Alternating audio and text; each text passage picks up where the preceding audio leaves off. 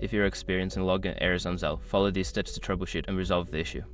This guide will help you identify and fix common problems that may be preventing you from accessing your account.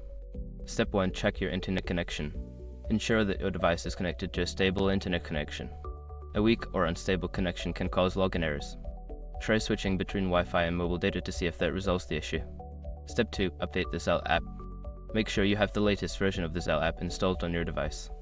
Go to your App Store, search for Zelle, and check for any available updates. Installing the latest version can fix bugs and improve performance. Step 3. Verify your credentials.